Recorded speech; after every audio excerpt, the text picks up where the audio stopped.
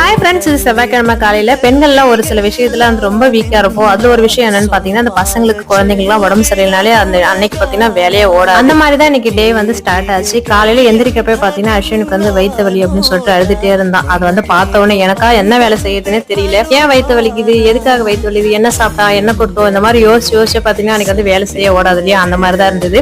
அவன் வந்து ஸ்கூலுக்கு போகலன்றதால சரி அஜி மட்டும் போறான்றதால சாதம் எதுவும் செய்ய ஓடல. எனக்கு அவனுக்கு வயிற்று வலிக்குதுன்னா ஏதோ எதனால வலிக்குது இந்த மாதிரி யோசிச்சுனே பாத்தீங்கன்னா சமையல் செய்யறதுக்கே விருப்பம் ஒரு மாதிரியே தான் செஞ்சுட்டு இருந்தேன். அதனால வந்து சப்பாத்தி செஞ்சுட்டு கத்திரிக்காய் தொக்கு மாதிரி வச்சிடலான்றதுக்காக செஞ்சிருந்தேன். இது கத்திரிக்காய் தொக்குன்னு கூட கிடையாது, ஏதோ கத்திரிக்காய் மட்டும் அதிகமா இருந்தா இது வந்து செய்வோம் சப்பாத்திக்கு, ரொம்ப நல்லா இருக்கும். அஜி வந்து பாத்தீங்கன்னா சாப்பிட மாட்டாங்க கத்திரிக்காய், ஆனா அந்த சப்பாத்திக்கு இந்த தொட்டுக்கு வந்து ரொம்ப சாப்பிடுவான்றது. அது வந்து லஞ்சுக்குமே நல்ல சாப்பிடறதுக்குமே அதுதான் வந்து கொடுத்து அனுப்பிடுறேன். எப்பவுமே காலையில குளிச்சிருன்னா தலைக்கு எதுவுமே வந்து தேய்ச்சி குடிக்கிறதே கிடையாது. நான் இன்னைக்கு லேட்டா குளிச்சேன், அதனால கொஞ்சமா வெந்தயம், முருங்கைக்கீரை, அதுக்கப்புறம் செம்பருத்தி பூ இதெல்லாம் போட்டு தேய்ச்சி குளிக்கலான்னு அதை வந்து தேய்ச்சிருந்தேன்.